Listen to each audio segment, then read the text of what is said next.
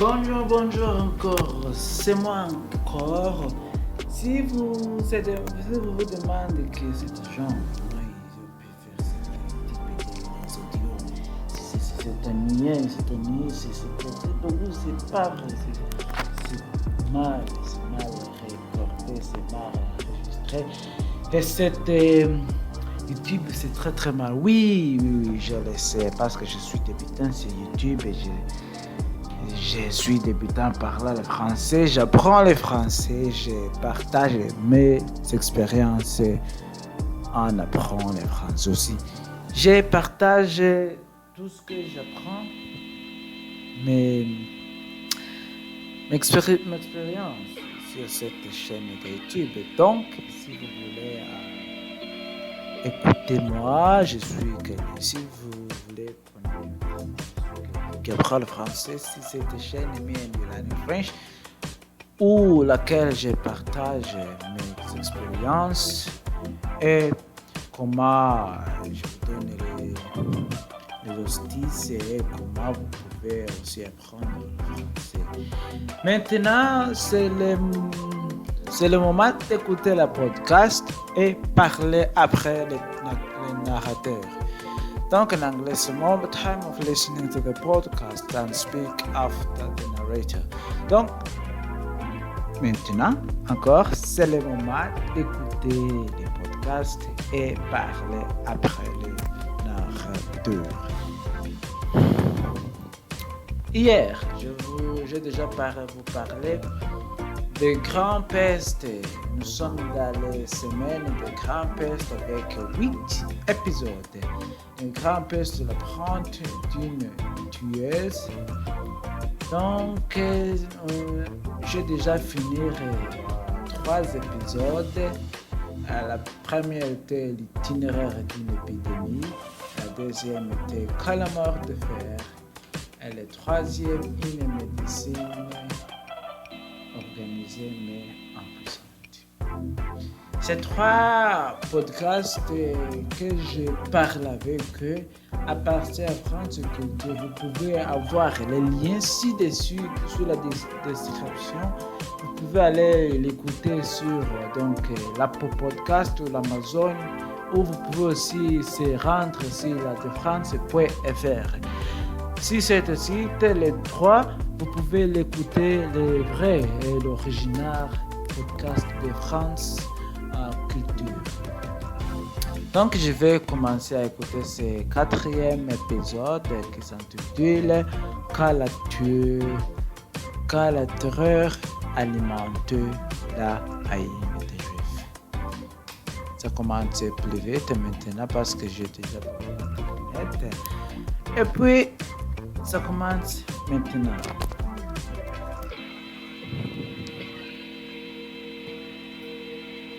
Écoutez. Les plus hardis tremblaient de peur devant la mort qui renaît. Je m'enfermais dans ma maison et pris la résolution de ne sortir que quand je saurais comment tout cela allait finir. Guillemets de ma chambre. Alors j'étais en froid, je suis en train de froid, effectivement. Et que vous sortez un peu aujourd'hui, plus de tout, quand je sortais, c'était c'est avec une paire quand même. Et ces choses de beaucoup d'autres semblables, lesquelles diversifiaient cette imagination parmi ceux qui vivaient. Grâce tout son arrivée à fuir les malades et tout ce qui l'arrivait appartenait. Giovanni Boccaccio.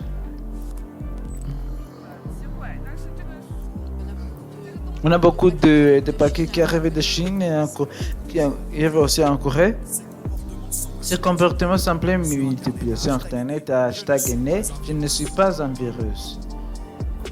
À quelque part, on crée que les Juifs avaient empoisonné le monde et ainsi on les tuait. En quelques autres, que c'était les pauvres multiples, on les chassait. En autres, c'était les nobles, et ainsi ils craignaient d'aller par le monde. Finalement, on avait entendu des guerres de villes, de villages, et ne permettait pas notre trésor de famille. Surtout, de trouver quelqu'un de beau, trouver un cas, craigner, il le faisait avaler. Guy de Chauliac, le grand-père, l'apprenti d'une tueuse, 4e épisode. qu'à la terreur, alimente la haine contre les Juifs. On disait que c'était cette pestilence de l'air et des eaux. On a rendu responsable les Juifs qu'on accusait encore avec des plus encore d'eux. La créature du monde se déchaîne contre eux, c'est bien qu'il fait massacrer partout par milliers. Jean de Venut. On entre à 48 un massacre de 300 Juifs. Alors, Paul Salmona, il dirige le judaïsme, mais il est spécialiste de l'archéologiste et notamment en 2016, les archéologues en archéologie Chambla mis un jour ce qu'on appelle la terre locale de fossé des Juifs. Et donc, en fossé, on a retrouvé 6 fosses contenant 69 individus, et si on a 40 qui portent des traces de coups sur les autres. On a dans certains qui sont régulièrement explosés par les coups avec des trucs extrêmement importants. On a certains individus qui ont pris des ventages écrous sur les squelettes, potentiellement individus, en cours près de 500 identifiés pour cette raison. Et on a tout à fait les preuves dans un travail extrêmement violent. Ainsi, on a pu retrouver cette fosse et la fouiller pour prendre conscience de la violence inouïe et des massacres. C'est parce que les sources de Carton avaient gardé les traces que ces sources ne seulement vrai, mais en rien. Ainsi, les violences extrêmes et les massacres parlent de la perte de la peste et de ce qui fait la perte et ne parlent pas que de la perte, mais de quelque chose de bien plus sombre. Quelque temps après, les chrétiens qui se levaient contre les Juifs dans la ville de Serra en a tué près de 18, et miel à Rebiton. Ce qui reste s'enfuir. 3 jours plus tard, le 18 du mois d'Able, jour de modification pour les Juifs, les habitants de Riga se suivaient à leur tour, attaquaient les Juifs en un massacre plus de 300 qui les traînaient dans une citerne vide, et mit la main au Rebiton. Et survivant les suivaient de ce qui les cachait jusqu'à le printemps. Ils se réunirent et dépliaient de tous leurs biens, et n'eurent point de honte en ce jour d'épouvante. Peste est le nom de la peur qui inflige une maladie qu'on ne connaît pas, qu'on ne comprend pas, on ne guérit pas. C'est ça que veut dire peste. Alors oui, c'est pas très beau chose, c'est un milieu de vie, c'est spécialiste de la vie, on a été élevé parce que depuis l'année dernière, il donne à cause de la peste au Collège de France. Toute la difficulté au fond pour nous les Israéliens, c'est quand on dit peste, on dit des choses. De la peste des modernes, et on sait qui a été découverte par Alexandre en 1894, quand c'est le nom d'une maladie, mais les anciens eux-mêmes appelaient peste toute autre chose. Et là, ça nous engage vers notre histoire. Particulier celle des pestes anciennes, un seul de la peste dite des Athéniens, peut-être pas tous utiles, et celle des pestes romaines du IIIe siècle. Nous savons que nous ne sommes pas des pestes sur le plan biologique, mais c'est assurément des pestes dans la conception qu'on a. C'est pas que la peste fait peur, c'est que la peste est le nom de la peur, quelque chose qui fait peur, donc c'est la peste. À ça, ils avaient tous et toutes peur de moi, je le comprends. Et puis, j'entends qu'ils cohabitent avec cette peur de la maladie. Et quand c'est la maladie conclue, mais elle a haine, il faut partir cacher les affaires inespérées et les retrouver plus tard. On peut observer des pans qui sont rouges, qui sont émaillés, des petites feuilles qui sont soit des têtes de dragons, des têtes dorées. Elle, c'est clair que vous êtes dans l'histoire du judaïsme. Si on a été élevé, c'est parce qu'on connaît très bien l'histoire des persécutions médiévales. Les parties qui correspondent au téléphone du 3 de mesure, la forme symbolique du foyer, du nouveau couple. Et surtout, cette plaque porte une inscription en hébreu, Mazel Tov, qui dessinait donc de porte-chance un nouveau couple. C'est la plus ancienne bague de mariage juive connue aujourd'hui. Alors, cette bague contribue.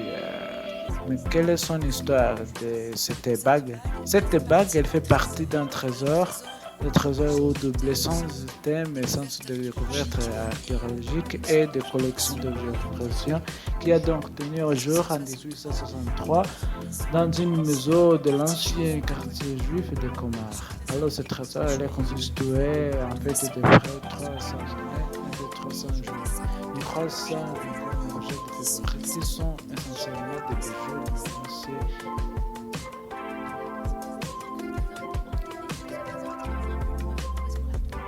Alors, dans le milieu de la maison, ne pas enterrer dans le sol.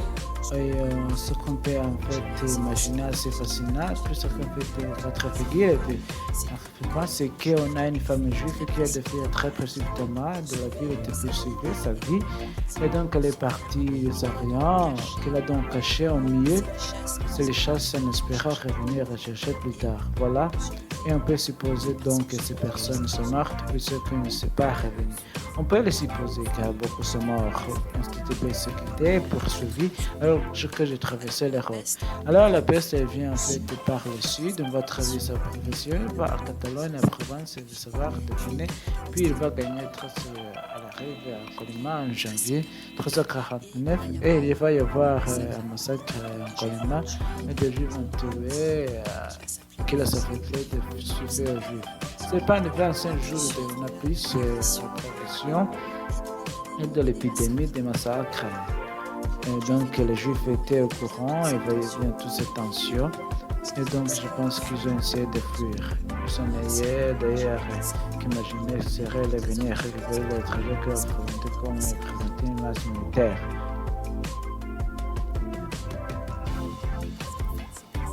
En fait, elle ne fuyait pas la peste, elle fuyait la mort. Un peu plus certain, un peu plus violent. Elle fuyait la hyène qui se déchire contre elle comme de beaucoup mystères. Donc, c'est un événement exceptionnel, c'est qu'oublié dans la tradition chrétienne par la fidèle, par cet événement, un événement malheureux, Dieu donc quelques essaient de comprendre avec ce besoin de trouver aucun musée avec ces événements de concertants. Alors, Catherine Versa, c'est une spécialiste de l'histoire religieuse du Moyen-Âge. Et donc, l'idée au fond est liée au ça, c'est monsieur on ne comprend pas. C'est certainement un appel à se convertir, à se revenir sur un certain nombre de nouveaux comportements, etc. Il semble que le domaine de religion, comme l'a observé de nos jours, merci la terre, conducteur cher. Peut-être une explosion de près, de cultes de sang très particuliers qui sont affirmés comme justement des grands protecteurs contre la peste. On lit dans le geste de Lombard.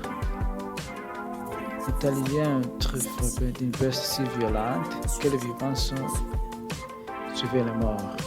Elle fait de grands ravages, particulièrement à Rome et à Pavie. Alors un bon ange apparaît sur une voie visible des personnes, ordonnant à mauvais âge qui les suivait, qui avait un épée à la main, de frapper et d'exterminer. Or, autant d'effrayer frapper une maison, autant il y avait des morts enterrés. Il fut révélé alors par l'ordre de Dieu à une personne que la peste serait entièrement salvée sur une rive appelée à Saint-Sébastien. Son père, surtout après, et Fléau, c'est ça.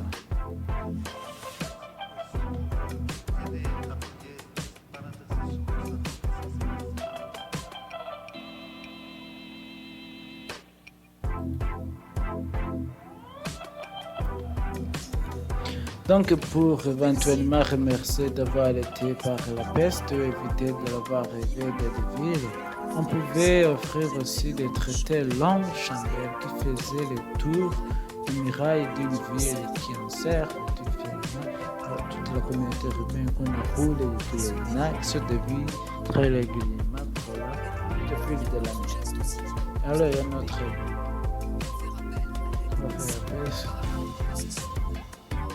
où l'on va apporter les chasses d'objets qui ressemblaient donc relevés. On va les porter en procession autour de l'espace à protéger.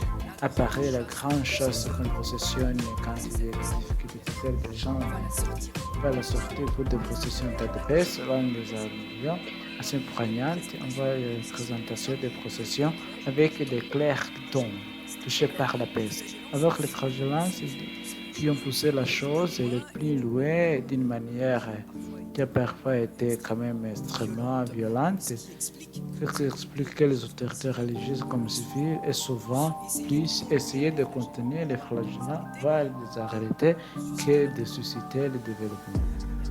La première manifestation du mouvement des flagellants est date de 1260 en Italie du Nord, 348, plutôt 49. On a effectivement des flagellants dans le cadre devant un événement un peu complètement inattendu.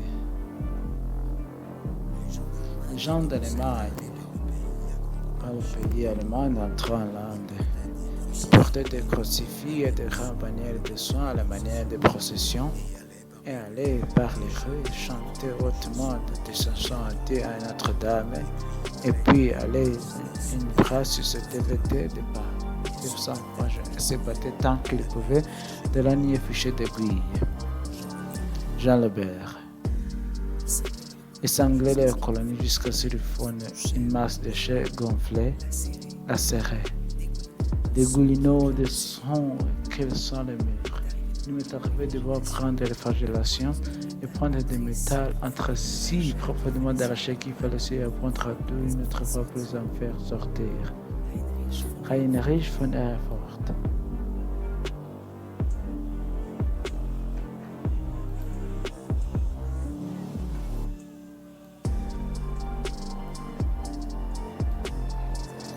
Il y a une des interdictions, à commencer par le pass. Il n'a pas voulu, le roi français.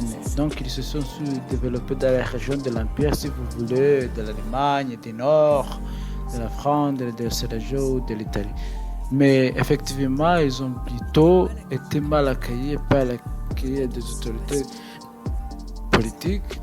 Si vous voulez être à l'origine de ce traduit, les flagellants ont souvent été à l'origine des anti-judaïques et des massacres des juifs. Pas porter, ne pas accepter, vous avez des textes du peuple de l'époque, des premiers grands vagues de peste qui expliquent que les juifs comme les catholiques sont touchés par la peste. Donc, ce ne sont pas elles les coupables, bien qu'on ne puisse faire juste titre de tester la juifs. Mais, étant conscient que notre Seigneur a choisi la ligne juive dans laquelle pour le salut est résumé notre charitaire. Pour cette raison, chérissons cette joie. Toutefois, récemment, une clameur publique est venue à notre attention, sur laquelle certains chrétiens blâmant en tort que la peste provenait des poisons des juifs, trompés par le diable, ont dans leur propre communauté ainsi tué certains de ces juifs, sans distinction d'âge de sexe. Or, dans de nombreuses émissions de blancs qui ne cessent pas la cohabitation avec ce même juif, cette peste a infligé de la communauté. Donc, le fait que les juifs se sont mentionnés car les personnes que vous aurez consulté que chacun de nous n'est pas saisir, frapper, blesser ou tuer ces mêmes juifs. Donné à Avignon au 6e calendrier d'octobre dans la 7e année de notre pontificat. Non, tout le bloc est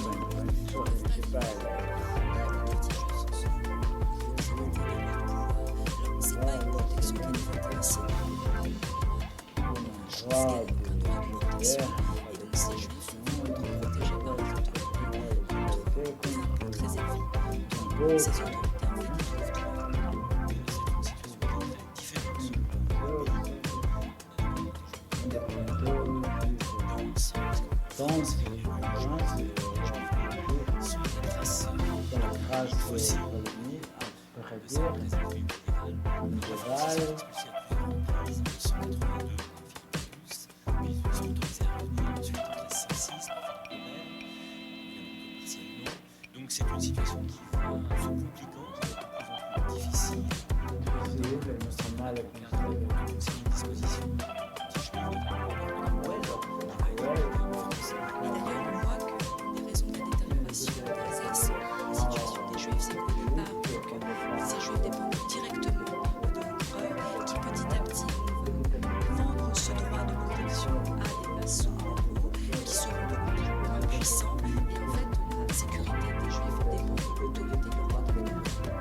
dans certains cas efficace, on voit par exemple mais ils n'ont pas pu être protégés par eux. Et ils ont souvent été liés.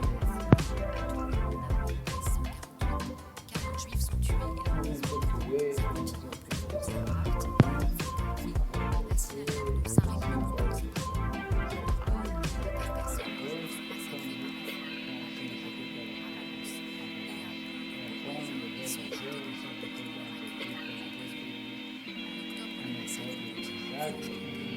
mais est-ce qu'on les tue vraiment parce qu'on les croit sauveurs de peste? On cherche à nuire aux juifs. Tous autour de nous. Il faut savoir qu'ils sont tournés aussi à une période où on a régulièrement des accusations rituelles de consommation de style, vraiment tous autour de nous. Alors je dirais que c'est lié à tous les troubles qui vont accompagner la peste, et sachant que les juifs sont donc émissaires, et puis on a beaucoup de rumeurs, notamment celle qui va accuser les juifs d'empoisonner les puits pour tuer tous les chrétiens, et un véritable complot sur les juifs avec la capacité des lépreux. Bien clairement, c'est un prétexte, c'est-à-dire que finalement, peu importe de quoi on parle, chasser les juifs, c'est tout à fait équitable de sauver les masses populaires, alors sachant qu'il y a des motifs essentiels qui sont liés donc à la cause de la jalousie, puisque à une période du XIVe siècle, les juifs exercent essentiellement donc des métiers liés au prêt de l'argent, qui est chrétien, voilà, et que c'est un métier qui est par essence impopulaire, et beaucoup espèrent en fait en tuant les juifs, en fait éteindre leur dette. Les études médiévales montrent de manière très très claire qu'un certain nombre de ces juifs au Moyen-Âge, tous n'étaient pas banquiers, tous n'étaient pas prêteurs, il y a conduit avec des artisans de toutes sortes, des médecins, ainsi de suite. Mais certains étaient prêteurs et jouaient un rôle tout à fait fondamental. Je dirais même dans l'économie agricole de base de ces sociétés prêtaient avant davantage avant la moisson, de manière à permettre aux agriculteurs d'embaucher la main-d'œuvre dont ils avaient besoin pour la récolte, de rembourser après, et donc il y avait une activité à la fois de piété aussi, une sorte de crédit agricole médiéval.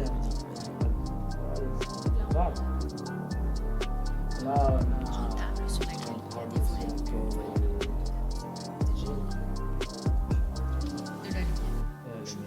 lumière.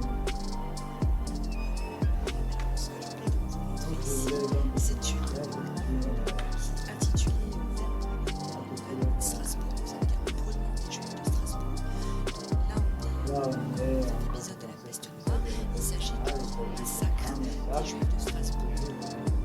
Le 14 février 1939, donc à peu près un an après, les juifs sont enfermés dans leur quartier, les portes sont forcées, et donc on a un massacre de toutes les maisons.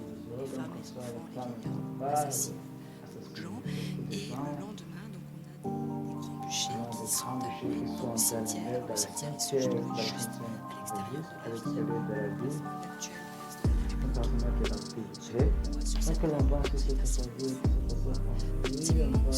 bûchers avec des personnages morts, et puis dans ces bûchers, toutes sortes de personnes qui ont aussi des tissus. C'est une œuvre vraiment spectaculaire qui peut vraiment montrer l'horreur de la scène, terrifier les premiers vers le ciel. L'échappatoire, le baptême ou la mort, et beaucoup de choisir la mort. mort, Être précipité. on nous fait précipiter la mort. Ce qui est intéressant de noter, ce massacre a lié que la peste, tant que la peste n'a pas été encore d'arrêter. La peste n'est pas encore arrivée à la ville, mais à l'émir de ce qu'il a enlevé, préventif. Là, on peut voir que les autorités de la ville, notamment Pierre Chauvet, ont essayé de vendre les juifs et ne sont pas arrivés même à renversement de fait de dire que le 10, pas les races, les écrasiers asiatiques, et surtout donc les populations artisans, c'est-à-dire quelle est la juive, tous les peuples, et notamment la population parmi les dans le péché parce que les estimes que je prends des concurrents, des voyages, une armada, la partie des aliments qui ne sont pas consommables, contrairement contre les juifs, masse populaire renverse le pouvoir de transport, enregistra un poste et mettre en place donc un boucher remis de juifs pour pouvoir transporter. C'est vrai, je l'ai vu. Je l'ai vu, les choses devenaient un La violence se déchaînait, mais en Espagne aussi les choses sont montées. Et c'est les traces de cette violence et de cette haine que les archéologues ont une des autres caractéristiques de ce site, c'est que ce que les gens me disent et on a dans l'intérieur une mise en garde que les autorités royales ont tenté de protéger d'une certaine manière cette communauté qu'elles savaient qu'elle était en danger. Il faut dire que le massacre intervient après celui de Barcelone. Donc il y a un incendie, ce qui peuvent mettre en garde par les communautés juives en Espagne, vu le général. D'autre part, en effet, on a ce seulement souvent qui sont favorables aux juifs. Mais en violence, là on a fait une grande œuvre qui protège les juifs en recueillant le massacre et d'une initiative populaire. Alors l'initiative populaire ne peut être rencontrée notre probablement en ce que le maire de la ville à l'époque a participé au massacre. Et on sait très clairement, là on a des témoignages que les biens ont été volés ou détruits, et notamment ont été détruits.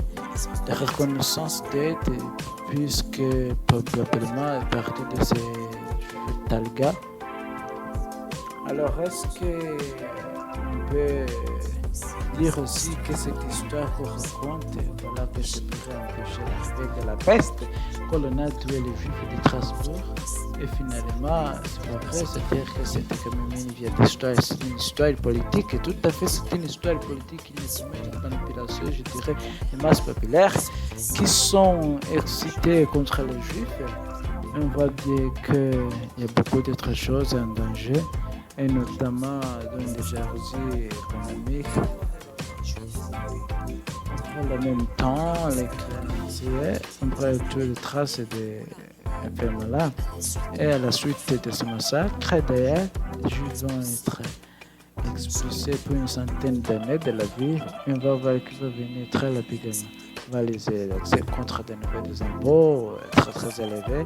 Et à ce moment-là, on va voir ce règlement qui est décrété lorsque les Juifs dans les maisons de pièces d'argent, des objets précieux. Je vais donner les moitiés de la violence. Ça veut dire que la ville avait conscience et que ce cachet qui est prouvé avant d'être tué. Qui est encore visible dans les filles de Tarkan, on rencontre beaucoup d'autres choses.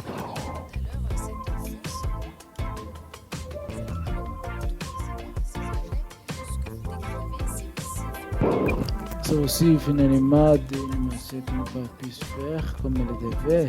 Non, tout à fait, j'en prends les thèmes et ce fait des catastrophes, on en connaît d'autres. Ce qui est caractéristique et sincère juif, c'est ce mode d'animation traditionnel dans la tradition juive. C'est l'animation du corps, assez simple dans le mobilier logique. Qui l'accompagne, donc la très vierge. Alors là, on a retrouvé les restes de vêtements, on a retrouvé des bijoux, des colliers, des bracelets, des bagues. On a même une bague, non, de fête, bonnette. Et puis on a même, c'est tout à fait extraordinaire, un collier d'enfant, donc évidemment, qu'on a perdu au niveau du cou. Et on a des éléments en argent, un rectangle en jeu qui est sorti dans une attache en argent. Et on a deux éléments colorants. Il y en a une qui est comme ça. La tradition, on a une paire. Il y en a une autre main encore. C'est quelque chose de permis à les enfants pour les protéger, pour les protéger de la peste. On a par la chirurgie la démonstration que ces pratiques magiques étaient protégées entre juifs et chrétiens, notamment dans cette période de peste. Parce que finalement tout le monde a peur de moi et chacun essaie de protéger le sien. En ce moment-là, pour ceux qui se méritent aussi pour les autres, après tout, on ne sait jamais. Bref, la population d'y apprendre avec le temps et les municipalités à s'organiser. Merci à Julien Oiseau, à Claire de Cons, Peur Salimona et Catherine Vincent. Merci au musée d'art et de judaïsme et au musée de lecture Sarah Chamet et Maison Margaret. Prise de son Yves Léonce, Tesoro, mixage Eric Bossé. Le grand PS, le prendre une tueuse, à la terre une lecture, une de juif, le micro, un pérenne.